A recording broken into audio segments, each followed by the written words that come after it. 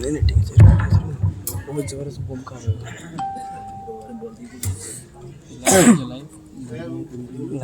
آواز کھولیے اس کی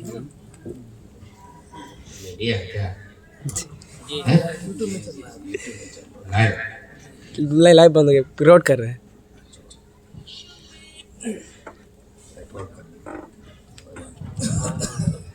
بھائی مائک تو صحیح بھائی سیدھا کر دو مائک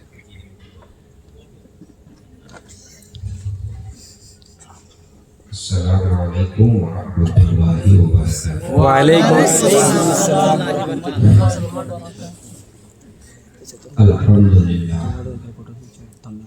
الحمد لله نحمده ونستعينه ونستغفره ونؤمن به ونتوكل عليه ونعوذ بالله من شرور أنفسنا ومن سيئات أعمالنا من يهده الله فلا مضل له ومن يضلله فلا هادي له ونشهد أن لا إله إلا الله وحده لا شريك له ونشهد أن سيدنا وسندنا ونبينا وحبيبنا ومولانا محمدا عبده ورسوله صلى الله تعالى عليه وعلى آله وبارك وسلم تسليما كثيرا كثيرا. أما بعد أعوذ بالله من الشيطان الرجيم بسم الله الرحمن الرحيم. يا أيها الذين آمنوا ادخلوا في السلم كافة ولا تتبعوا خطوات الشيطان إنه لكم عدو مبين. صدق الله العظيم. اللهم صل على سيدنا وسندنا ونبينا وحبيبنا ومولانا محمد وبارك وسلم. اسٹیج پہ تشریف فرما علماء کرام شعراء اعزام آج کے اس جلسے کے نقیب میرے رفیق محترم حضرت مولانا اختر عادل صاحب آسمی جو آپ کے اسی علاقے میں بادیہ موسیٰ بنی میں ایک عرصے سے خدمت انجام دے رہے ہیں. یقیناً بہت اچھی صلاحیت کے مالک ہیں. اللہ پاک نے بولنے کی بھی اچھی صلاحیت دی ہے, درسی صلاحیت بھی اچھی ہے, کتابی صلاحیت بھی اچھی ہے اور پروگراموں میں بہترین نقابت بھی کرتے ہیں. حضرت مولانا اختر عادل صاحب اسٹیج پر ہیں. آج کے اس پروگرام کے داعی ہمارے حافظ سمیر الزما صاحب ماشاء اللہ جو آج مہینوں سے اس پروگرام کے لیے رابطے میں ہیں, وہ بھی اسٹیج پہ تشریف رکھتے ہیں اور ان کے بڑے بھائی قاری نسیم صاحب بھی ہیں اور ہمارے دیگر علماء کرام بھی ہیں. میں آپ سب کو مبارکباد پیش کرتا ہوں کہ آپ نے اس دینی اجلاس کا انعقاد کیا. آپ نے ایسے گئے گزرے دور میں جب لوگ دنیاوی مجلسوں کا انعقاد کرتے ہیں, دین سے لوگ دور ہو رہے ہیں, دنیاوی مجلسوں کو منعقد کرتے ہیں, تھیٹروں کو آباد کر رہے ہیں, شراب کے اڈوں کو آباد کر رہے ہیں, جوئے کے اڈوں کو آباد کر رہے ہیں, قوالی اور آرکیسٹرا کی مجلس قائم کر رہے ہیں. ایسے گئے گزرے دور میں, فتنوں کے دور میں دین کی مجلس قائم کرنا, دین کی بات کہنے کے لیے علماء کرام کو بلانا, دین کی بات سننے کے لیے جمع ہونا, یہ خوش آئین بات ہے, یہ نیک فعل ہے. اس لیے کہ جب دین کی بات کہی جاتی ہے, دین کی بات سنی جاتی ہے تو اللہ رب العزت کی طرف سے ہدایت کے فیصلے اترتے ہیں، اللہ کی طرف سے ہدایت کے فیصلے اترتے ہیں۔ میں اس گاؤں کے تمام نوجوانوں کو مبارکباد پیش کرتا ہوں جنہوں نے اس دینی مجلس کا انعقاد کیا، اور خاص طور پہ اس مجلس کا تعلق جو ہے وہ اس مکتب سے ہے، اس مکتب میں جو بچے زیر تعلیم ہیں، جنہوں نے مغرب کی نماز کے بعد سے مسلسل 2 گھنٹے تک کے تعلیمی مظاہرہ جنہوں نے پیش کیا۔ میں ان بچوں، دیکھیے آپ لوگ چائے لے آئے، چلیے اب چائے دے دیجیے، لے آئے تو دے دیجیے، چائے دے دیجیے، کوئی بات نہیں ہے۔ اب آپ چائے پلائیے گا تو ہم بھی جو ہے چائے والی بات کریں گے۔ دیکھیے نہیں چائے اب آ گئی تو سب کو دے دیجیے، چائے آ گئی تو سب کو دے دیجیے۔ دیکھیے اب چائے آ گئی تو میں بھی، آپ لوگ جب تک چائے پئیں گے میں ایک لطیفہ سنا دیتا ہوں۔ کیا اجازت ہے؟ جی بالکل۔ ایک گاؤں میں ایک نوجوان، اس کی شادی ہوئی، نئی شادی ہوئی۔ کبھی کبھی ایسا ہوتا ہے کہ شادی کے بعد اپنی بیویوں پر غیر ضروری حکومت جمانے کی کوشش کرتے ہیں۔ تو شادی ہوئی اور اس نے اپنی بیگم سے کہا، ارے بھائی چائے اور لے آئیے، چائے سب کو پلائیے، نہیں لائیے گا؟ اچھا بچی ہوئی تھی، جن کی قسمت میں تھی اس کو مل گئی، قسمت میں تھی اس کو مل گئی۔ یہ تو قسمت کی بات ہے، اور قسمت کا دیکھیے کیا کہنا۔ حضرت مولانا اختر صاحب تو نئی شادی ہوئی تھی، انہوں نے اپنی بیوی سے، اپنی بیگم سے کہا کہ سنو، اس گھر کا حاکم میں ہوں، اس میں حکومت کس کی چلے گی؟ میری چلے گی۔ تو بیگم نے کہا سرکار میں نے کب کہا کہ میں حاکم ہوں؟ آپ ہی حاکم ہیں، حکومت آپ کی چلے گی، ہم آپ کے زیر اثر ہیں، آپ حکم دیں کیا پکانا ہے۔ کہا کہ ہمیشہ کھانا پکانے سے پہلے، ناشتہ بنانے سے پہلے مجھ سے پوچھا کرو، اور میں جو آرڈر دوں وہ بناؤ۔ کہا ٹھیک ہے۔ دیکھیے ہمارے مولانا منصور صاحب جو مدرسہ ضیاء الاسلام کے متمم ہیں، ابھی انہوں نے کچھ دنوں پہلے بلایا تھا، مولانا بھی اسٹیج پر ہیں، تو انہوں نے کہا کہ ناشتے میں کیا بنانا ہے؟ کہا دال پکا، دال۔ دوپہر کھانے میں معلوم کیا، اب بتائیے جناب کیا بناؤ؟ کہا کہ دال پکا۔ شام کے کھانے میں معلوم کیا، بتائیے کیا بنانا ہے؟ کہا دال پکا۔ دوسرے دن پھر پوچھا کیا بنانا ہے؟ دال بناؤ۔ تیسرے دن پوچھا کیا بنانا ہے؟ دال بناؤ۔ اور اتفاق سے ابھی کھانے میں بھی مجھ کو بہت اچھی دال ہے۔ تو ایک ہی دن بیگم نے کہا کہ یہ کہہ دیجئے کہ کیا روزانہ دال ہی پکے گی؟ کہا ہاں ہمارے گھر میں روزانہ دال ہی بنے۔ کہا ٹھیک ہے۔ 3 مہینے کے بعد وہ اپنے مائکے میں گئے۔ 4 بھائی تھے، ایک ہی بہن تھی، ایک لوٹی بہن۔ 3 مہینے کے بعد جب وہ اپنے مائکے میں گئی تو بھائیوں نے دیکھا تو بہت ہی افسوس ہوا کہ بہت کمزور ہو گئی ہے، بہت دبلی ہو گئی ہے، کچھ کھاتی پیتی نہیں ہے کیا؟ بہن کے آنکھوں میں آنسو آ گیا، بھائی کے آنکھ میں بھی آنسو آ گیا۔ بھائی 4 بہن ایک لوتی بہن۔ کہا کہ بھائی اصل بات یہ ہے، آپ نے جہاں میری بیاہ دلائی ہے وہاں صرف دال ہی ملتی۔ کہا گوشت نہیں ملتا؟ کہ نہیں، ایک دن ملے گا۔ مچھلی نہیں ملتی؟ کہا ایک دن ملے گا۔ ہری سبزی نہیں ملتی؟ اور وہ بھی نصیب نہیں۔ अंडा, कहा अंडा भी नशे। भाइयों को बहुत अफसोस हुआ, कहा ठीक है इसका इलाज कर देते हैं। कहा बहन ये मैं एक गोली दे रहा हूं, ये टैबलेट लेकर के जाओ और जिस दिन ये टैबलेट उसको दाल में मिला करके खिला दो, उसी दिन हम लोगों को खबर बता दो। मेडिकल से एक नशे की गोली लिया और अपनी बहन को दे दी।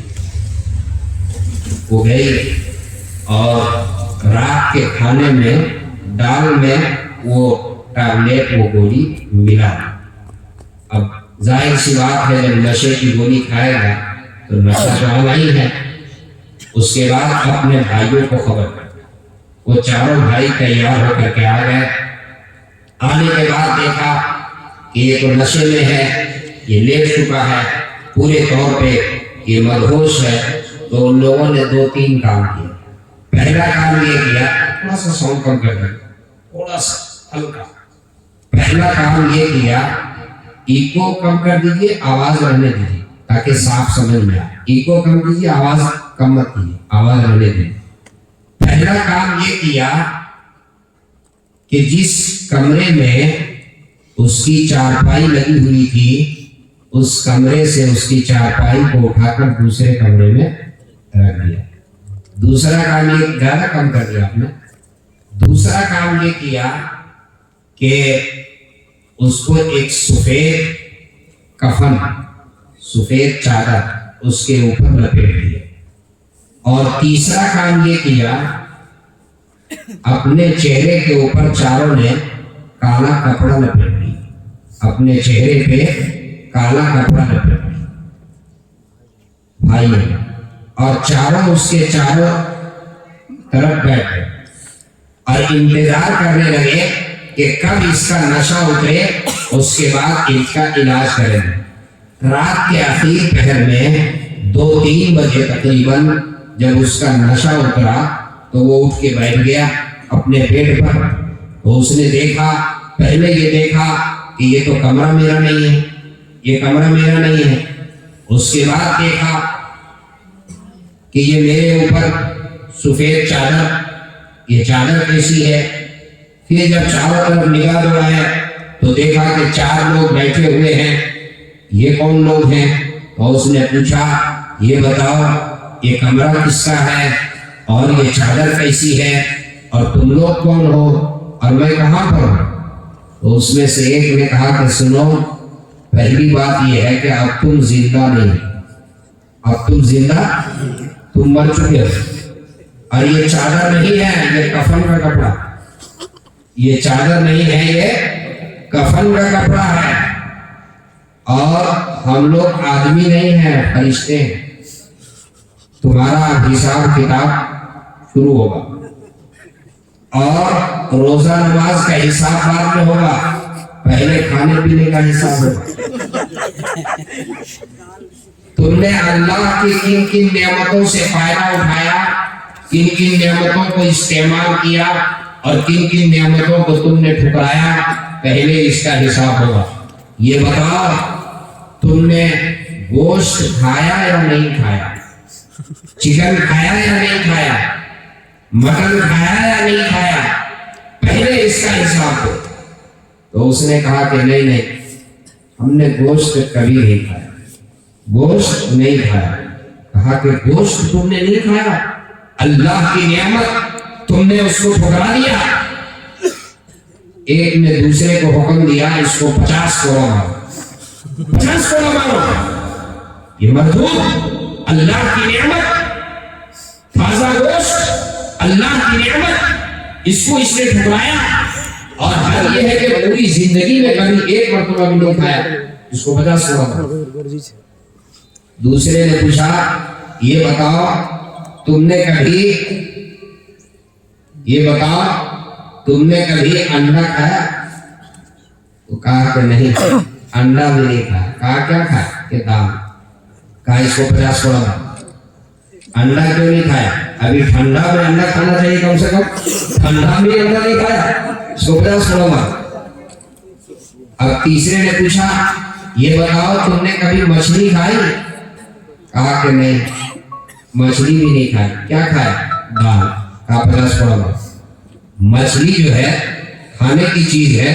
बंगाल में हर घर में तालाब है और ये बंगाल के करीब का इलाका है, यहाँ भी मछली मिलती है। तुमने मछली क्यों नहीं खाई? 50 पड़ा। और आखिर में चौथे ने पूछा, ये बताओ तुमने कभी सब्जी खाई? कहा कि नहीं, सब्जी भी नहीं खाई। कहा हरी सब्जी तुमने कभी नहीं खाई? कहा कि नहीं, हरी सब्जी कभी नहीं खाई। कहा इसको 50 कोड़ा मार। अब बताइए 50 कोड़ा सिर्फ अगर लग जाए तो वो उठ के बैठ पाएगा? कितना कोड़ा हो गया? 200 कोड़ा। 200 कोड़ा। अब वो दोबारा बिस्तर पे पड़ गया। रोजाना मामूल था सुबह 7 बजे वो सो करके उठता था। इस वक्त इस दिन जो है 8 बज गया, नींद ही नहीं खुल रही। 10 बज गया, उठ ही नहीं रहा। जब 10 से ऊपर वक्त हुआ तो बेगम गई और आवाज दी और कहने लगी, मेरे सरताज उठ तो जाइए, अरे ब्रश कीजिए, मुंह धोइए, आपके लिए नाश्ता बनाओ और नाश्ता आपकी खिदमत में लेकर के आओ, उठिए। जब बहुत मेहनत की और उसकी आंख खुली तो बेगम ने कहा कि मैं जा रही हूँ आपके लिए बेहतरीन दाल पकाने, शानदार दाल घी में बढ़ा करके और नाश्ते में दाल और रोटी बनाकर आपकी खिदमत में पेश करो। ये कहकर जब वापस जाने लगी तो लड़खड़ाती हुई आवाज से इसने आवाज दिया कि सुनो सुनो, अरे इधर आओ, इधर आओ। कहा क्या मेरे सरताज, क्या हुक्म है?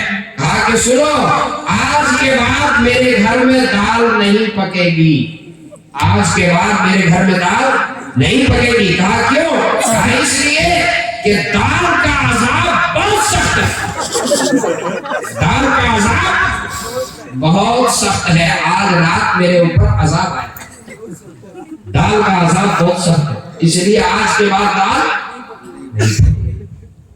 देखिए, अगर बीवी समझदार हो और सलीके का हो, अक्लमंद हो, तो इलाज कर देगी। गलत सलत हुकूमत करने की कोशिश मत कीजिए, दायरे में रहिए।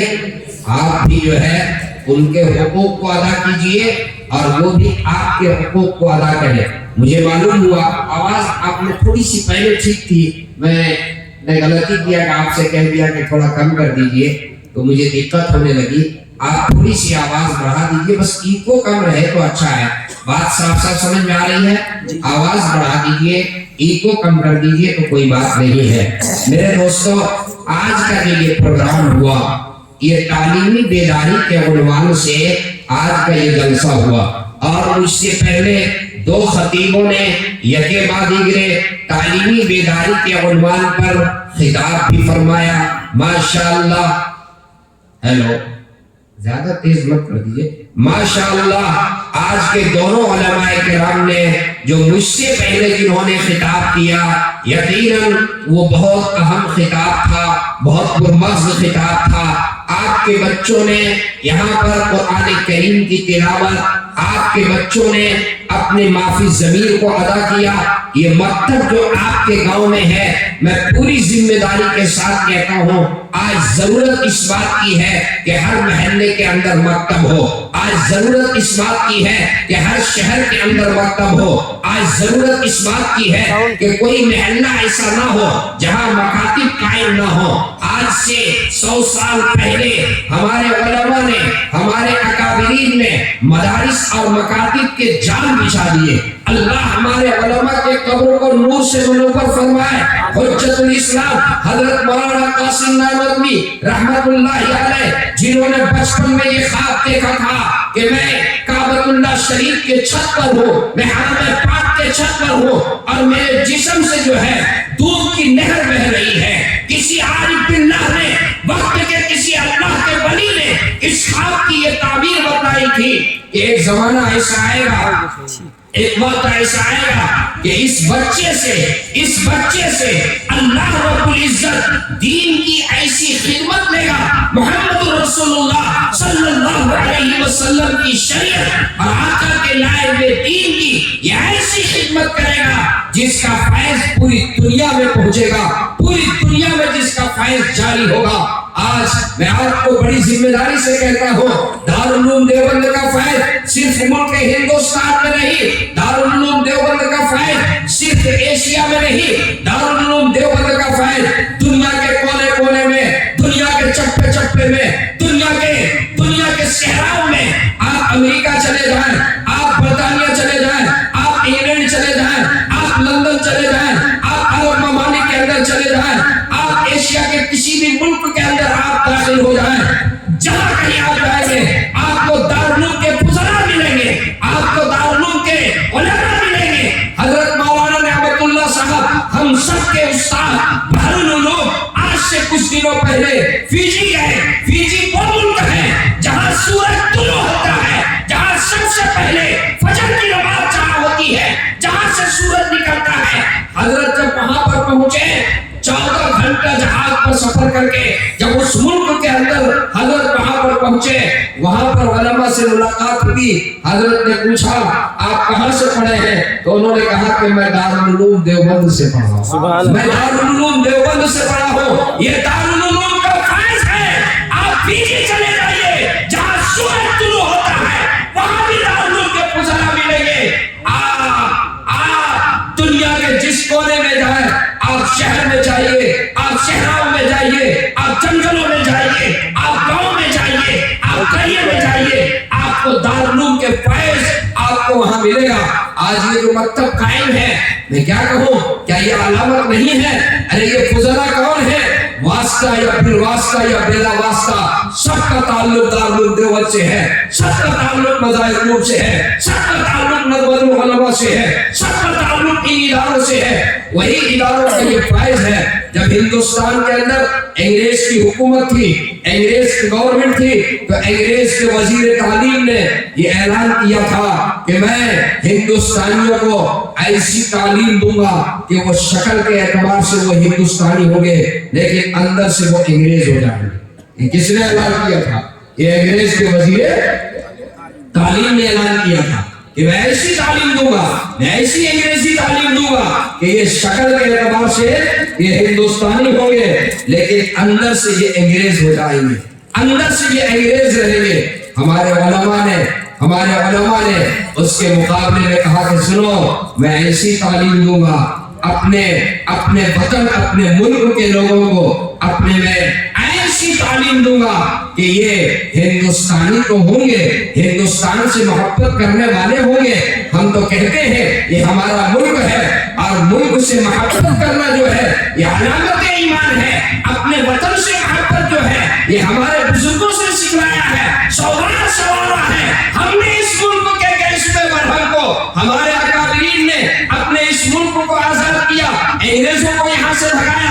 اس ملک کی آزادی کے لیے ہمارے اکابرین نے قربانی دی، ہزاروں کے تعداد میں، لاکھوں کے تعداد میں ہمارے علماء اور ہمارے اکابرین جام شہادت نوش کر گئے۔ اس ملک کو ہم نے سنوارا ہے، یہ ہمارا ملک ہے، اس کی سرحدوں کی حفاظت کل بھی ہم نے کی ہے، آج بھی ہم کر رہے ہیں، اور انشاءاللہ آخر دم تک کے ہم اس کی سرحدوں کی حفاظت کریں گے۔ یہ ہمارا ملک ہے۔ ہمارے بزرگوں نے یہ کہا تھا کہ ہم اپنے لوگوں کو ہم ایسی تعلیم دیں گے کہ یہ ہندوستانی ہوں گے ظاہر کے اعتبار سے لیکن روحانی اعتبار سے یہ مکی ہوں گے، یہ مدنی ہوں گے۔ آج ہمارا جو تعلق ہے، ایمانی تعلق، روحانی تعلق جو ہے وہ مکے اور مدینے سے ہے۔ میرے دوستو، آج ضرورت ہے اس بات کی، یہ ایسا دور چل رہا ہے، آج ایمان کے لٹیرے جگہ جگہ پر ہیں، آج نکڑوں پہ ایمان کے لٹیرے ہیں، آج چوراہوں پہ ایمان کے لٹیرے بیٹھے ہوئے ہیں، آج گلیوں میں ایمان کے لٹیرے ہیں،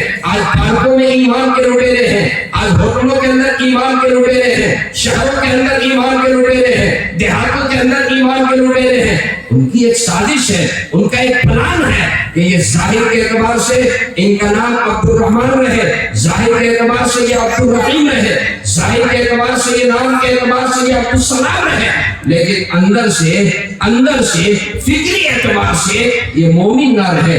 چنانچہ وہ اس پر کام کر رہے ہیں، یہ اس کی پلاننگ ہے۔ میں پوری ذمہ داری داری کے ساتھ کہنا چاہتا ہوں، اگر آپ یہ چاہتے ہو کہ آپ کی آنے والی نسلوں کا ایمان باقی رہے، اگر آپ یہ چاہتے ہو آپ کی آنے والی نسلیں ایمان پر قائم رہے، آپ کا ایمان قائم رہے، آپ کی نسلوں کا ایمان قائم رہے، آپ اور آپ کی آنے والی نسلیں اسلام کے اوپر قائم رہیں، تو میرے دوستوں، میرے نوجوانوں، میرے ذمہ دار بھائیوں، مکاتب کے نظام کو مستحکم کیجئے، مکاتب کے نظام کو مضبوط کیجئے۔ میں ماں بہنوں سے گزارش کروں گا، اگر میری بات میری مائیں اور میری بہنیں سن رہی ہیں، آپ اپنے بچوں کو مکتب کے اندر بھیجیے، اپنے بچوں کو قرآن کریم پڑھائیے۔ سب سے پہلے آپ کا بچہ قرآن پڑھے، آپ کا بچہ عقائد پڑھے، آپ کا بچہ اسلامیات پڑھے، آپ کا بچہ سیرت نبوی کو پڑھے، آپ کا بچہ سیرت صحابہ کو پڑھے۔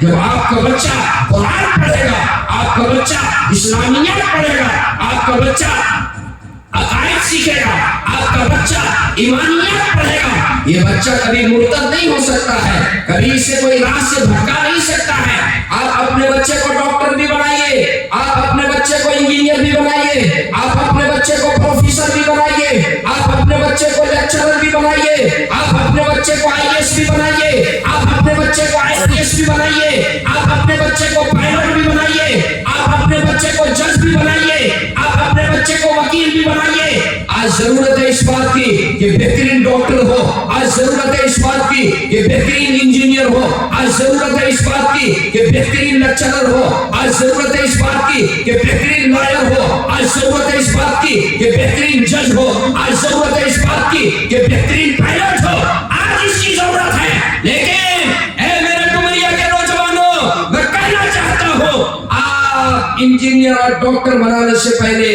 اپنے بچوں کو مسلمان بنائیے، اپنے بچوں کو قرآن کریم پڑھائیے۔ میں پوری ذمہ داری سے کہتا ہوں، آج حالات ایسے نہیں ہیں، آج ہماری بچیاں مرتد ہو رہی ہیں، احتجاج کا لہر چل رہا ہے، سوشل میڈیا کا دور ہے، صبح صبح موبائل کھولتے ہیں، موبائل میں یہ خبر ملتی ہے فلاں بچی جو ہے فلاں کے ساتھ چلی گئی، فلاں بچی فلاں کے ساتھ میں چلی گئی، فلاں کے ساتھ جا کر کے کورٹ میرج کر لی، فلاں کے ساتھ جا کر کے جو ہے وہ یہ ہو گئی، ایمان کا سودا کر لی۔ میں پوری ذمہ داری کے ساتھ یہ کہہ کر کے جا رہا ہوں، اے میرے ڈومریا کے مسلمان بھائیوں، اے میرے نوجوان دوستوں، اے میرے ذمہ دار لوگوں، علماء کی موجودگی میں کہہ رہا ہوں، اگر آپ کا بچہ اور آپ کی بچی اسکول جانے سے پہلے اگر اس کے ہاتھ میں قرآن رہے گا، صبح کے 2 گھنٹے وہ مکتب میں پڑھے گا، حضرت حافظ سمیر الزمان صاحب کے پاس جو ہے وہ صبح صبح اٹھ کر کے قرآن کریم کی تلاوت کرے گا، شام کو اسکول سے آنے کے بعد وہ مکتب میں پڑھے گا، قرآن پڑھے گا۔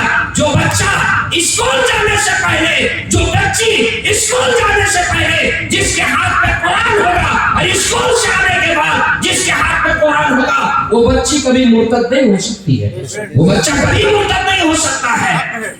آپ کوشش کیجئے، ارادہ کیجئے کہ ہم پہلے اپنے بچوں کو قرآن پڑھائیں گے انشاءاللہ، ہاتھ اٹھا کے کہیے انشاءاللہ۔ میرا دل پاک پاک ہو گیا۔ یہ بھائی صاحب جو میری ضیافت کر رہے ہیں جب سے میں آیا ہوں، یہ ان کا بچہ ہے، کیا تربیت ہے، انہوں نے ہاتھ اٹھایا تو یہ 2-3 سال کا بچہ یہ بھی ہاتھ اٹھایا، یہ بھی مکتب کا سب سے کیا کہنے، کیا تربیت ہے، کیا تربیت ہے۔ آج ضرورت ایسی تربیت کی ہے، آج ضرورت ایسی تربیت کی ہے۔ میں اپنی ماں سے اور اپنی بہنوں سے بھی میں یہ درخواست کروں گا، اے میری ماں، اے میری بہنوں، تھوڑی سی آواز بڑھا دیجیے، اے میری ماں، اے میری بہنوں، ایمان یہ بہت عظیم سرمایہ ہے، ایمان یہ بہت عظیم نعمت ہے، ایمان سے بڑھ کر کے اور کوئی نعمت نہیں ہو سکتی ہے۔ ایمان یہ سودا کرنے کی چیز نہیں ہے۔ دیکھیے، ایک ایمان والا، اس کی جان چلی جائے، اس کی عزت چلی جائے، اس کی جائیداد لٹ جائے، اس کا گھر اجڑ جائے، اس کو وہ برداشت کر سکتا ہے، اس خطرے کو اور اس نقصان کو وہ برداشت کر سکتا ہے، لیکن ایک ایمان والا، اس کا ایمان لٹ جائے، اس کو کبھی وہ برداشت نہیں کر سکتا۔ ایک ایمان والا، اس کا ایمان لٹ جائے، کبھی وہ اس کو برداشت نہیں کر سکتا ہے، کبھی وہ برداشت نہیں کر سکتا ہے۔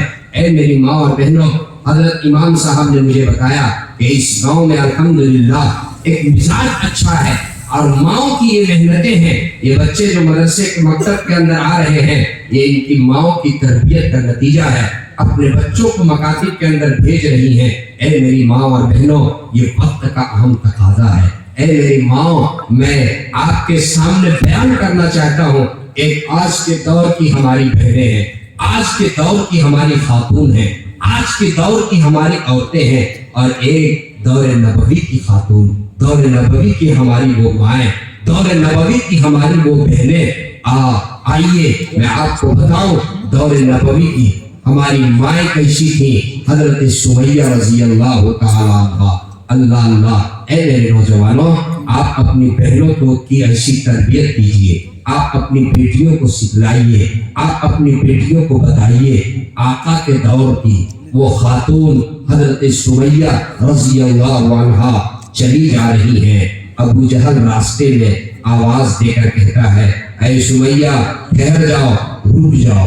ابو جہل کے کہنے پر حضرت سمیہ کہتی ہے، ابو جہل ارے تم اپنا کام کرو، مجھے اپنا کام کرنے دو، تم میرا راستہ نہ روکو۔ کہا کہ نہیں نہیں اے سمیہ، رکنا پڑے گا، اور میں جو کہوں گا وہ تمہیں کہنا پڑے گا، میں جو اقرار کرواؤں گا وہ تمہیں اقرار کرنا پڑے گا، وہ تمہیں کہنا پڑے گا۔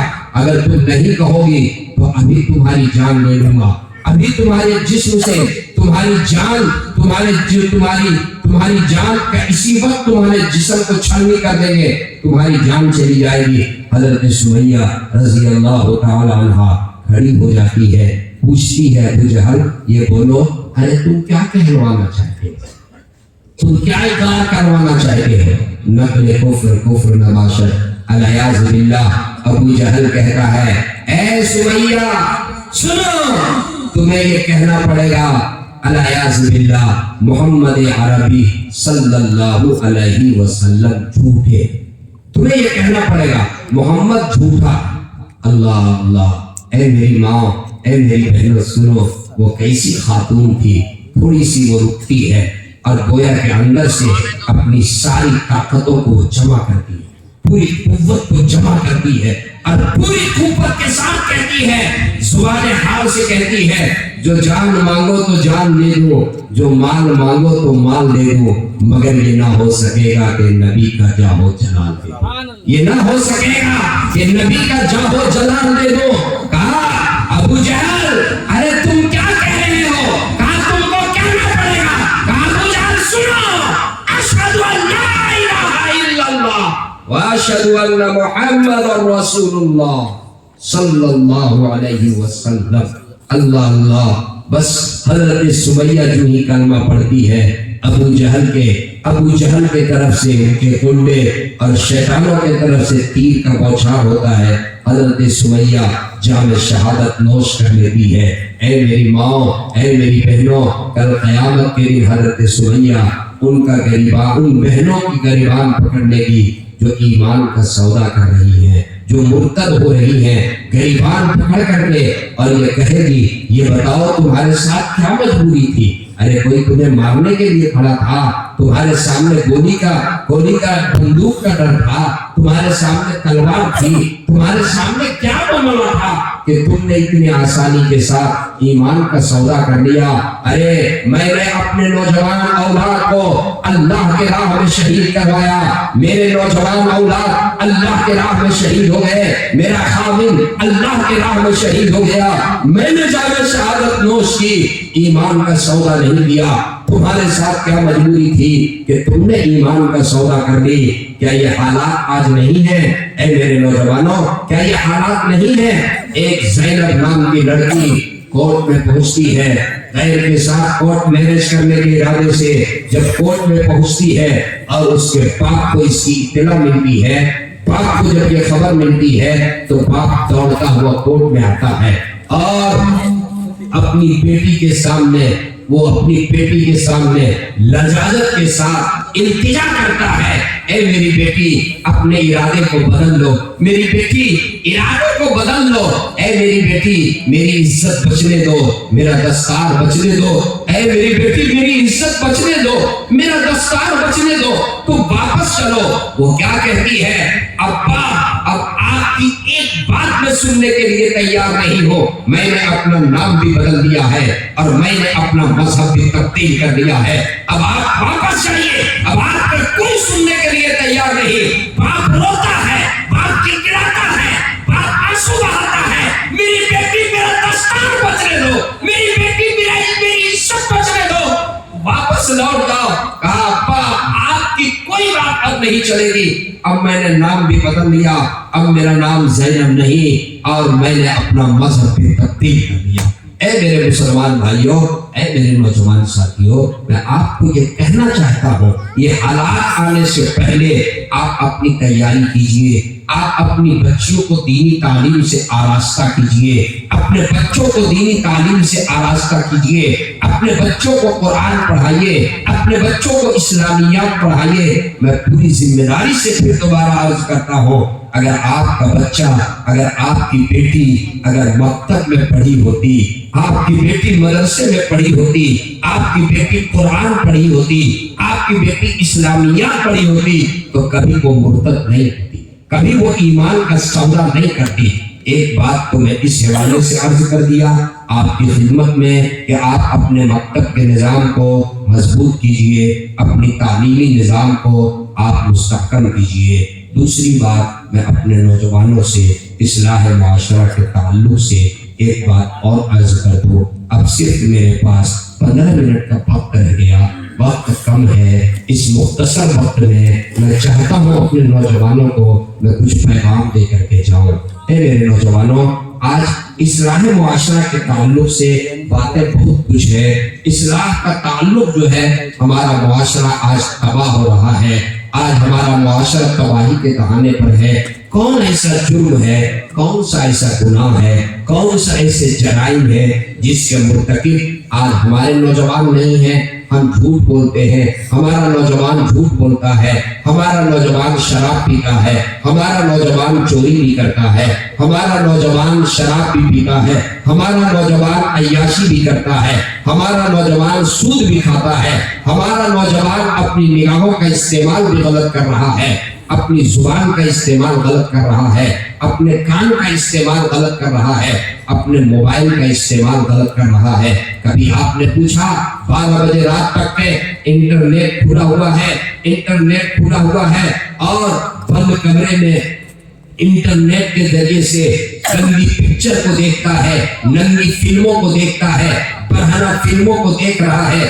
نیٹ کا استعمال غلط کرتا ہے, موبائل کے ذریعے سے غیر محرم سے گفتگو کرتا ہے, موبائل کے ذریعے سے غیر محرم کے ساتھ جو ہے غلط تعلق قائم کر رہا ہے. اے میرے نوجوانوں, کون کون سا ایسا جرم ہے جس جرم کا مرتکب آج ہمارا نوجوان نہیں ہے؟ کیا یہ حقیقت نہیں ہے کہ آج ہمارے اندر یہ ساری بیماریاں ہیں؟ اتنے جرائم ہو رہے ہیں, اتنے گناہ ہو رہے ہیں, اتنے جرائم ہو رہے ہیں. میں تو کہتا ہوں کہ یہ زمین اللہ سے فریاد کرتی ہے, اے بار الہ, اے اللہ آپ اجازت دے دیں میں پھٹ جاؤں اور ان سب کو اپنے اندر نگل لو. اور یہ آسمان اللہ سے فریاد کرتا ہے, اے اللہ آپ اجازت دے دیں میں آگ بن کر کے ان کے اوپر برس جاؤں. لیکن وہ اللہ جو ہمارا رب ہے, ہم سب کا رب ہے, وہ رحمان ہے, وہ رحیم ہے, وہ کریم ہے, وہ غفار ہے, وہ ستار ہے. وہ اللہ اپنے بندوں سے محبت کرتا ہے. اللہ کہتا ہے کہ نہیں, ابھی مجھے اپنے بندوں کے توبے کا انتظار ہے. کب میرا بندہ میرے در پہ آئے گا, میرے سامنے جھکے گا, میرے سامنے گڑگڑائے گا, ندامت کے آنسو بہائے گا, تو قدرے آنسو بہائے گا, اپنے گناہوں پر نادم ہوگا, اپنے گناہوں پر نادم ہوگا, میرے سامنے روئے گا, گڑگڑائے گا. میرا بندہ کب میرے سامنے آئے گا؟ اے میرے نوجوانوں, کیا یہ حقیقت نہیں ہے آج ہمارے نوجوان اپنے ماں باپ کے نافرمان ہیں, ماں باپ کے نافرمان ہیں؟ مجھے یہ کہنا پڑتا ہے, بہت سے مرتبہ ہمارے جاننے والے لوگوں کا فون آتا ہے, کبھی ملاقات ہوتی ہے تو کہتا ہے کہ مولانا صاحب ذرا دعا کر دیجئے, میرا بیٹا ہے, آپ جانتے ہیں اس کو مولانا صاحب, وہ میرا بیٹا ہے, ذرا سمجھا دیجئے. کیا بات ہے چچا, کیا سمجھا لیں, کیا بتاویں؟ میرے 5 بیٹے ہیں, 5 بیٹے ہیں, میرے 5 بیٹے نافرمان نکل گئے ہیں, کوئی میری بات نہیں مانتا, کوئی میری بات نہیں مانتا. اے میرے نوجوانوں, جس باپ نے آپ کی پرورش کیا, اے میرے نوجوانوں, جس باپ نے آپ کے پیدائش پہ ہزاروں من مٹھائیاں تقسیم کیا, آپ کو پڑھایا, آپ کو کسی لائق بنایا, آپ کی تربیت کیا, اور وہ باپ جب بڑھاپے کو پہنچ گیا، آج اس باپ کو آپ کا انتظار ہے۔ آپ جب اس باپ کے سہارا بننے کے لائق ہوئے تو آپ کے پاس وقت نہیں ہے، آپ کے پاس اتنا بھی وقت نہیں ہے کہ آپ باپ کی خیریت معلوم کیجئے، آپ کے پاس اتنا بھی وقت نہیں ہے۔ آپ صبح کے وقت جو ہے اپنے گھر سے نکلتے ہیں، گھر کے اندر ہی موٹر سائیکل اسٹارٹ کرتے ہیں، باپ بوڑھا باپ دروازے پہ بیٹھا ہوا دیکھتا رہتا ہے، بیٹا میرے پاس آئے گا، مجھ سے میری خیریت پوچھے گا، کچھ نہیں پوچھتا اور وہ نکل جاتا ہے۔ پھر شام تک کے باپ انتظار کرتا ہے اور شام کو وہ موٹر سائیکل اسٹارٹ کر کے اندر داخل ہو جاتا ہے، اپنی بیگم کے کمرے میں ڈائریکٹ چلا جاتا ہے۔ باپ دن بھر انتظار کرتا ہے، باپ کے پاس باپ کا پاؤں دبانا تو دور کی بات ہے، اس کے پاس اتنا بھی ٹائم نہیں ہے کہ وہ باپ کی خیریت معلوم کر لے۔ اے میرے نوجوانوں، جس باپ نے آپ کی پرورش کیا، جس نے ہل چلا کر کے، رکشا چلا کر کے، گاڑی چلا کر کے، مزدوری کر کے اور پسینے کے خون بہا کر کے، خون اور پسینے کو ایک کر کے جس نے تیری پرورش کیا، تم نے کبھی جاننے کی کوشش کیا اس باپ کا مقام کیا ہے؟ ارے تم نے کبھی جاننے کی کوشش کیا اس ماں کا مقام کیا ہے، جس ماں نے اپنے کوکھ سے تمہیں پیدا کیا، جس ماں نے 9 مہینے تک کے اپنے پیٹ کے اندر تمہیں رکھا، جس ماں نے 2 سال تک کے اپنے جسم کے جوہر کو دودھ کے شکل میں تمہیں پلایا، جس ماں نے تیری پرورش کی، تم نے کبھی اس کا خیال کیا؟ اے میرے نوجوانوں، میرے پاس وقت نہیں ہے، بس میں ایک بات ماں باپ کے حقوق کے تعلق سے، ان کی عظمت، ان کا مقام، ان کا مرتبہ میں بیان کر کے آپ سے رخصت ہونا چاہوں گا۔ پیارے آقا صلی اللہ علیہ وسلم ایک مجلس میں تشریف فرما تھے اور ایک شخص نے آقا سے یہ سوال کیا، اے اللہ کے رسول، میں کس کی خدمت کروں؟ میرے حسن سلوک کا سب سے پہلا مستحق کون ہے؟ آقا نے فرمایا ماں کی خدمت کرو۔ پھر پوچھا یا رسول اللہ میں کس کی خدمت کروں؟ آقا نے ارشاد فرمایا ماں کی خدمت کرو۔ پھر پوچھا یا رسول اللہ میں کس کی خدمت کروں؟ آقا نے ارشاد فرمایا ماں کی خدمت کرو۔ پھر پوچھا یا رسول اللہ میں کس کی خدمت کروں؟ آقا نے ارشاد فرمایا ماں کی خدمت کرو۔ 3 مرتبہ ماں کی خدمت کو مقدم بیان فرمایا اور چوتھے مرتبہ باپ کا حق بیان فرمایا۔ اللہ ہمارے علماء اور محدثین کے قبر کو نور سے منور فرمائے، جنہوں نے حدیث رسول کا نقطہ بیان کیا، وجہ بیان کی۔ کیا بات ہے کہ 3 مرتبہ ماں کے حق کو مقدم بیان فرمایا اور چوتھے مرتبہ باپ کا حق بیان فرمایا۔ اس کی وجہ علماء یوں تحریر فرماتے ہیں کہ ماں زندگی میں 3 ایسے مرحلے سے گزرتی ہے جس سے ہر ایک ہونے والی ماں کو گزرنا پڑتا ہے، باپ کو نہیں۔ وہ زندگی کا پہلا مرحلہ جب ایک ہونے والی ماں امید سے ہوتی ہے، 9 مہینے تک کے وہ حمل کے بوجھ کو برداشت کرتی ہے، اس طرح برداشت کرتی ہے کہ کبھی کھانا کھاتی ہے تو کھانا پلٹی، پانی پیتی ہے پانی پلٹی، وہ سیڑھیوں پہ چڑھتی ہے تو چڑھتے ہوئے ڈر لگتا ہے، وہ پانی کھینچتی ہے تو کھینچتے ہوئے ڈر لگتا ہے، وہ کوئی بوجھل چیز اپنے سر پہ اٹھاتی ہے تو اٹھاتے ہوئے ڈر لگتا ہے۔ یہ زندگی کا وہ مرحلہ ہے جس سے ہر ایک ہونے والی ماں کو گزرنا پڑتا ہے، اور زندگی کا وہ دوسرا مرحلہ جس سے ہر ایک ہونے والی ماں کو گزرنا پڑتا ہے وہ بچے کے ڈلیوری کا مرحلہ ہے۔ ایک ہونے والی ماں جو 9 مہینے تک کے حمل کے بوجھ کو برداشت کرتی ہے، ماں کے دل میں یہ آرزو ہوتی ہے، ماں کے دل میں یہ خواہش ہوتی ہے،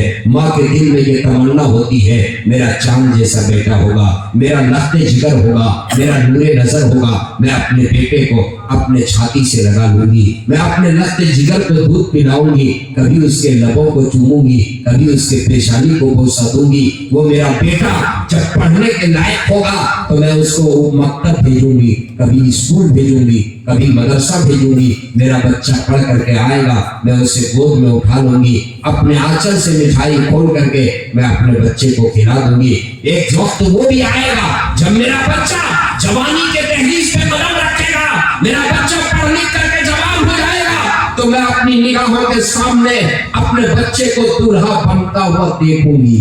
ये हर एक माँ के दिल की आरज़ू होती है, माँ के दिल की ये ख्वाहिश होती है। ऐ मेरे जिम्मेदार भाइयों, ऐ मेरे नौजवानों, आपके सामने कभी ऐसा वाक़या जरूर पेश आया होगा। एक होने वाली माँ जो 9 महीने तक के हमल के बोझ को इतनी सारी आरजुओं के साथ वो हमल के बोझ को बर्दाश्त करती है। 9 महीने के बाद जब वो अपने उस बच्चे को जन्म देती है, बच्चे को जन्म देती है, बच्चे को दूध पिलाना तो दूर की बात है, छाती से लगाना तो दूर की बात है, चूमना तो दूर की बात है, मक्तब भेजना तो दूर की बात है, स्कूल भेजना तो बड़ी दूर की बात है, और दुल्हा बनता हुआ देखना ये तो बहुत दूर की बात है।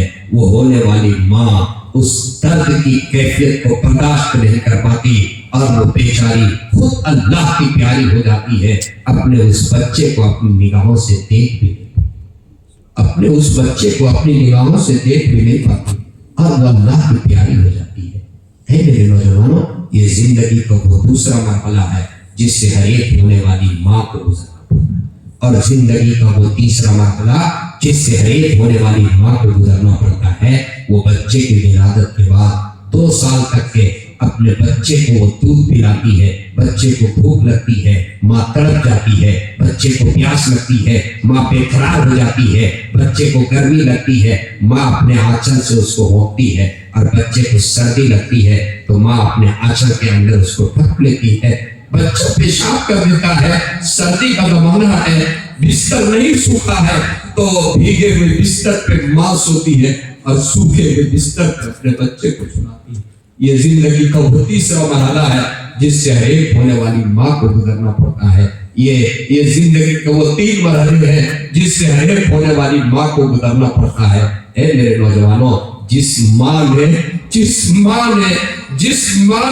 9 महीने तक के हमल के बोझ को बर्दाश्त की, जिस माँ ने डिलीवरी के वक्त के दर्द की कैफियत को बर्दाश्त की, जिस माँ ने 2 साल तक के अपने जिस्म के जौहर को दूध के शक्ल में तुम्हें पिलाई, उस माँ का मकाम क्या है? अल्लाह हज़रत मौलाना अख्तर आदिल साहब से पूछिए, मोतमीम साहब से पूछिए, कुरान में क्या कहा? उसके सामने तुम उफ तक ना कहो, उफ तक ना कहो, वला तकुल लहुमा उफ्फिन, तुम उफ मत कहो। उफ की तफसीर इमाम राजी ने किया है। उफ की तफसीर, ये बदन में जो बाल है, इसमें जो शिगाफ है, इसमें धूल पड़ जाए, अगर धूल, तो धूल को उड़ाने के लिए जो फूंकते हैं, फूंक मारते हैं, उस फूंक से जो आवाज निकलती है, इतनी जोर से भी माँ के सामने बोलने की इजाजत। उफ उफ, अल्लाह उफ। वक्त नहीं है वरना मैं थोड़ी सी और इसके तफसीर को आपके सामने बयान करता। ऐ मेरे नौजवानों, एक वाक़या सुना करके मैं अपनी बात को खत्म करता हूँ। वाक़या इसलिए सुना रहा हूँ, इसलिए बता रहा हूँ, बाज नौजवान ये कभी कभी कह देते हैं, मौलाना साहब मेरी माँ मुझ पर जुल्म करती है, मेरा बाप मुझ पर जुल्म करता है। मैं पूरी जिम्मेदारी से उलमा की मौजूदगी में कह के जा रहा हूँ, कभी माँ अपनी औलाद पर जुल्म नहीं कर सकती, कभी बाप अपनी औलाद पर जुल्म नहीं कर सकता। अरे यही तो वो ताल्लुक है जो बेगर्ज है, बेलौस है, इसमें कोई मफाद शामिल नहीं है। माँ बाप का ताल्लुक जो अपनी औलाद के साथ होता है वो बेगर्ज ताल्लुक होता है, इसमें कोई मफाद शामिल नहीं है। ऐ मेरे नौजवानों सुनो, मैं एक वाक़या सुना करके आपसे रुखसत हुआ चाहता हूँ। माँ की ममता क्या चीज है और माँ की मोहब्बत क्या चीज है। हज़रत पीर जुल्फ़िकार साहब दामद बरकातहुल आलिया बयान फरमाते हैं, एक जोड़ा उसका निकाह हुआ 25 साल तक औलाद नहीं हुई। कितने दिनों तक औलाद नहीं हुई? 25 साल तक। 25 साल के बाद अगर किसी की औलाद हो, कितनी मोहब्बत होगी, कितनी मोहब्बत होगी, आप सोच सकते हैं। 25 साल के बाद औलाद हुई, उसको पढ़ाया लिखाया और आला से आला तालीम दिलाया, वो PhD बन गया, सरकारी नौकरी करने लगा। फिर उसने कहा शादी कर दो, उसकी शादी कर दी माँ बाप ने, उसका रिश्ता तय किया, शादी हो गई। उसके बाद उसने कहा कि अम्मी मैं सऊदी अरब जाना चाहता हूँ, वहां से एक वैकेंसी है, अगर मैं इंटरव्यू दे दूं और पास हो जाऊं तो मैं सऊदी जाने की इजाजत चाहता हूँ। कौन माँ नहीं चाहती, کون باپ نہیں چاہتا میرا بیٹا ترقی کرے؟ کہا بیٹا تم شوق سے جا کر انٹرویو دو. انٹرویو دیا, پاس ہو گیا. کہا امی اب اجازت دے دیجیے. ماں نے کہا کہ بیٹا تم ضرور جاؤ لیکن تنہا مت جاؤ, اپنی بیگم کو بھی لے کر کے جاؤ, اپنی بیوی کو بھی لے کر کے جاؤ. اور کہا کہ سنو میرے بیٹے, اے میرے بیٹے, تم جس مقام پر جا رہے ہو یہ وہ مقام مقدس ہے جہاں کعبۃ اللہ شریف بھی ہے, یہ وہ مقام مقدس ہے جہاں آقا کا روضہ بھی ہے, روضہ رسول بھی ہے. اے میرے بیٹے, جب جب تجھے موقع ملے تو عمرے کے لیے کعبۃ اللہ شریف بھی جانا, جب تجھے موقع ملے تو مدینہ منورہ آقا کے روضے پہ سلام پڑھنے کے لیے بھی جانا. حج کا مہینہ آ جائے تو حج بھی کر لیا کرنا. کہا ٹھیک ہے. چلا گیا کمانے کے لیے, سعودی عرب میں بیوی کے ساتھ رہنے لگا اور جب جب موقع ملتا تو عمرہ بھی کرتا, حج کا مہینہ آتا تو حج بھی کرتا. ایک دو حج نہیں کیا, 13 حج کیا. کتنا حج کیا؟ 13 حج. اور جب 13واں حج کیا, حج کرنے کے بعد کعبۃ اللہ میں جہاں طواف کرتے ہیں مطاف میں ایک طرف کھڑے ہو کر کے اور وہ رونے لگا, گڑ گڑانے لگا, خوب رونے لگا, خوب رونے لگا. کسی اللہ والے کا گزر ہو رہا تھا. اس نے پوچھا کیا بات ہے, کیوں رو رہے ہو؟ تو کہا کہ اصل بات یہ ہے, میرا یہ 13واں حج ہے. جب میں حج کے ارکان کو ادا کر لیتا ہوں اور طواف زیارت سے جب میں فارغ ہوتا ہوں, آخری رکن کے ادا کرنے کے بعد کوئی ایک اللہ کا ولی مجھے ملتا ہے جس کے چہرے پہ سفید داڑھی, پیشانی پہ, وہ مجھے یہ کہہ جاتا ہے اے نوجوان تیرا حج قبول نہیں ہوا, تیرا حج قبول نہیں ہوا. کہا کہ حضرت یہ 13واں حج ہے, ہر سال یہی معمول ہے. جب بھی آخری رکن ادا کرتا ہوں تو ایک اللہ کا نورانی بندہ میرے نگاہوں کے سامنے ظاہر ہوتا ہے اور وہ یہ کہتا ہے کہ تیرا حج قبول نہیں. اس اللہ والے نے, دیکھیے اللہ والے پہچان لیتے ہیں, پوچھا یہ بتاؤ تمہاری ماں حیات سے ہے؟ کہا کہ ہاں. ابا زندہ ہے؟ ہاں. کہاں کے رہنے والے ہو؟ فلاں ملک کے رہنے والے, پڑوسی ملک کا رہنے والا تھا. کہا کہ تم کتنے سال سے ابا امی سے ملاقات نہیں کیے ہو؟ کہا کہ جب سے آیا ہوں 13 سال ہو گئے, اب تک ملاقات نہیں کیا. کہا جلدی سے جاؤ, تم اپنے ٹکٹ کا انتظام کرو, پہلے اپنے والدین سے ملاقات کرو پھر تم واپس آنا. چنانچہ ٹکٹ کا انتظام کیا, واپس اپنا وطن آیا. اے میرے نوجوانوں, پاؤں تلے زمین سرک جائے گی. واقعہ سنو, جب وہ اپنے وطن کے سرحد کے اندر داخل ہو رہا تھا, ایک ہوٹل میں چائے پینے کے لیے رکا. راستے میں اسی ہوٹل میں ایک نوجوان سے ملاقات ہوئی. نوجوان نے اس سے پوچھا یہ بتاؤ تمہارا, نوجوان سے اس نے پوچھا اپنے والد کا نام لے کر کے, تم ان کو جانتے ہو؟ تو نوجوان نے کہا کہ ہاں میں تو ان کو جانتا ہوں, وہ تو میرے محلے کے ہیں. لیکن آگے نوجوان نے وہ بات کہی کہ اس کے پاؤں تلے زمین سرک گئی. اس نے کہا کہ سنو, آج سے تقریباً 1 ماہ پہلے اس کا انتقال, آج سے 1 ماہ پہلے اس کا انتقال ہو گیا. اور آگے اس نوجوان نے کہا اس کا ایک ہی بیٹا ہے جو سعودی عرب میں رہتا ہے, نہایت نالائق ہے, نہایت نالائق ہے. اپنے باپ کے جنازے میں بھی وہ نہیں آیا. اس کو کیا معلوم تھا کہ یہی وہ نوجوان لڑکا. پاؤں تلے زمین سرک گئی, بوجھل قدموں کے ساتھ آگے بڑھا, پاک دنیا سے رخصت ہو گیا. اس کو علم بھی نہیں ہے, جنازے میں بھی شرکت نہیں کیا. دل میں یہ خیال پیدا ہوا میں گھر جاؤں گا, میری ماں دروازہ کھولے گی یا نہیں کھولے گی, مجھے اندر جانے کی اجازت دے گی یا نہیں دے گی, اور اگر اجازت بھی مل گئی تو میری ماں مجھ سے بات کرے گی یا نہیں کرے گی. بوجھل قدموں کے ساتھ جب گھر آیا, دروازے پہ دستک دیا. دروازے پہ اندر سے کنڈا لگا ہوا نہیں تھا. دروازہ کھل گیا.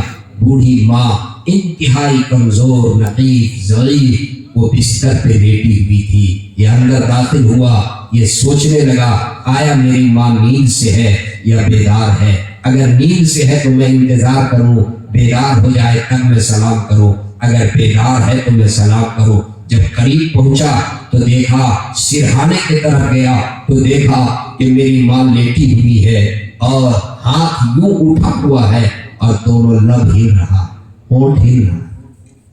تو اس کو یہ محسوس ہوا کہ میری ماں کچھ دعا کر رہی. ذرا میں بھی سنوں کہ کیا مانگ رہی ہو. تو اس نے اپنا کان اپنی ماں کے لب کے قریب کیا سننے کے لیے کہ آخر میری ماں کیا مانگ رہی ہے. جب کان قریب کیا تو سنا ماں یہ کہہ رہی تھی اے اللہ تو جانتا ہے آج سے 1 ماہ پہلے میرا قابل انتقال ہو گیا. اے اللہ میرا شوہر انتقال ہو گیا. اے اللہ تو یہ بھی جانتا ہے کہ میرا ایک ہی محرم بیٹا ہے, ایک ہی بیٹا ہے جو محرم ہے.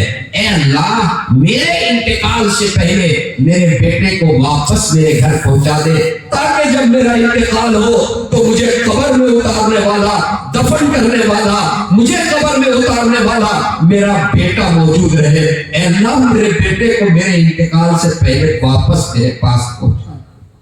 جب یہ آواز بیٹے کے کان سے ٹکرائی تو کہا امی السلام علیکم امی, میں آپ کا لخت جگر, میں آپ کا نور نظر میں آ چکا ہوں. دیکھو میرے نوجوانوں سنو, 13 سال کے بعد آیا, باپ کے جنازے میں نہیں آیا, 13 سال تک کوئی خبر نہیں لی, 13 سال تک کے کوئی اطلاع نہیں, 13 سال کے بعد آیا ہے. جب ماں سے وہ کہتا ہے کہ ماں میں آ چکا ہوں تو ماں کیا کہتی ہے؟ ارے ماں کی مامتا کیا ہے اور ماں کی محبت کیا چیز ہے. سنو, ماں کہتی ہے میرے لخت جگر, اے میرے نور نظر, ذرا تم مجھ سے قریب آ جاؤ, مجھے موتیا بن ہو گیا ہے, میں تجھے دیکھ نہیں پا رہی ہوں. اے میرے بیٹے میں تیرے بدن کی خوشبو کو سونگنا چاہتی ہوں, میں تیرے بدن کی خوشبو کو سونگنا چاہتی ہوں, میں تم کو دیکھ نہیں پا رہی ہوں. میرے بیٹے ذرا مجھ سے چمٹ جا, ذرا میرے قریب آ جا. اے میرے نوجوانوں 13 سال کے بعد جب وہ ماں کے پاس آتا ہے اور ماں اس کو دیکھ نہیں پا رہی ہے, تب بھی بیٹے کی محبت کا عالم یہ ہے, شفقت کا عالم یہ ہے. وہ ماں یہ کہتی ہے اے میرے لخت جگر میرے قریب آ جاؤ, میں تیرے بدن کے خوشبو کو سونگنا چاہتی ہوں. اے میرے نوجوانوں کبھی بھی ماں جو ہے اپنی اولاد کے اوپر ظلم نہیں کرتی, باپ کبھی اپنی اولاد پر ظلم نہیں کرتا. آپ ماں کی مامتا کو سمجھیے, ماں کے مقام کو سمجھیے, بوڑھے باپ کے مقام کو سمجھیے. آپ نے یہ جلسہ کیا, آپ نماز پڑھتے ہیں, کوئی پوچھے کیوں؟ جنت پانے کے لیے. روزہ کیوں؟ جنت پانے کے لیے. صدقہ کیوں دیتے ہو؟ جنت پانے کے لیے. زکات کیوں دیتے ہو؟ جنت پانے کے لیے. حج کیوں کر رہے ہو؟ جنت پانے کے لیے. اگر تم جنت پانا چاہتے ہو, اے میرے ڈومریا کے نوجوانوں, تم جنت پانا چاہتے ہو, جنت صحراؤں میں نہیں, جنت جنگلوں میں نہیں, جنت جو ہے یہ جنت شراب کے اڈوں میں نہیں, جنت جوئے کے اڈوں میں نہیں, جنت زنا کی کوٹھیوں میں نہیں. اگر تم جنت پانا چاہتے ہو ماں کے پاؤں دباؤ, جنت تو تمہارے گھر میں ہے. ماں ہاتھ اٹھا کر کے دعا کر رہے گی, آپ کی دنیا بھی سنور جائے گی, آپ کی آخرت بھی سنور جائے گی. اصلاح معاشرہ کے تعلق سے باتیں تو بہت کچھ کہنے کی, وقت میں اب اس کی گنجائش نہیں ہے. ابھی آپ نے عشاء کی نماز بھی نہیں پڑھی ہے, پھر کھانا بھی آپ کو کھانا ہے اور مجھے بھی لمبا سفر کر کے فوراً اسی وقت نکلنا ہے. میں شکر گزار ہوں حافظ سمیر الزما صاحب دامت برکاتہ کا, جنہوں نے مجھے آپ کی خدمت میں پیش کیا, اور ان کے بڑے بھائی مولانا نسیم قاری نسیم صاحب اور یہاں کے دیگر علماء جو اب تک کے یہاں پر تشریف رکھے, سب کا شکریہ ادا کرتا ہوں. چند گفتگو, بے ربط گفتگو, وقت کی نزاکت, موسم کی نزاکت, جو مجھے سمجھنے سے ہم نے اللہ نے ڈالا میں نے آپ سے کہہ دیا. مجھے امید ہے آپ سب اس پر عمل کریں گے انشاءاللہ.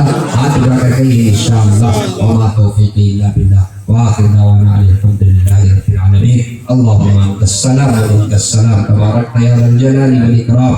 اللهم صل على سيدنا وسندنا ونبينا وحبيبنا مولانا محمد وبارك وسلم. ربنا آتنا في الدنيا حسنة وفي الآخرة حسنة وقنا عذاب النار. ربنا ظلمنا أنفسنا وإن لم تغفر لنا وترحمنا لنكونن من الخاسرين. لا إله إلا أنت سبحانك إني كنت من الظالمين. لا إله إلا الله الحليم الكريم. سبحان الله رب العرش العظيم والحمد لله رب العالمين. نسألك موجبات رحمتك وعزائم مغفرتك والغنيمة من كل بر والسلامة من كل إثم. لا تدع لنا ذنبا إلا غفرته ولا هما إلا فرجته ولا دينا إلا قضيته ولا مرضا إلا شفيته ولا حاجة من حوائج الدنيا والآخرة هي لك رضا إلا قضيتها يا أرحم الراحمين. یا مولا کریم ہم سب کے گناہوں کو معاف فرما، ہماری لغزشوں کو معاف فرما، ہمارے سیئات کو حسنات سے مبدل فرما، آج کے اس مجلس کو بہت قبول فرما۔ اے اللہ جنہوں نے اس مجلس کو رچایا، جنہوں نے اس کے لیے تعاون کیا، جنہوں نے اس کے لیے قربانیاں دی، اے اللہ سب کے دینے کو قبول فرما۔ یا اللہ جو مکتب میں چھوٹے چھوٹے بچے اور بچیاں پڑھ رہی ہیں، اے اللہ ان بچوں کو حافظ قرآن بنا، اے اللہ ان بچوں کو دین کا داعی بنا، اے اللہ ان بچوں کو اے اللہ آنے والی نسلوں کے لیے ایمان کا محافظ بنا۔ اے اللہ اس پورے محلے میں اے اللہ دینی علم کو اے اللہ جاری اور ساری فرما، علماء کی محنتوں کو قبول فرما۔ اے اللہ ہماری اولاد کو اے اللہ ہماری نسلوں کو اے اللہ دین پر قائم فرما، ایمان پر قائم فرما، ہمارے نوجوانوں کو صحیح راستے پر قائم فرما۔ اے اللہ نماز کا پابند بنا، اے اللہ غلط راستوں سے حفاظت فرما۔ اے اللہ پیارے آقا صلی اللہ علیہ وسلم کہ محبت میں اللہ آقا کی سنت اور شریعت کے مطابق زندگی گزارنے کی توفیق عطا فرما۔ اے اللہ جتنے حاضرین ہاتھ اٹھائے ہوئے ہیں تو سب کے دلوں کی ضرورتوں کو جانتا ہے۔ اے اللہ تو علام الغیوب ہے، اے اللہ تو دلوں کے بھید کو بھی جانتا ہے۔ اے اللہ سب کے جائز مرادوں کو پوری فرما۔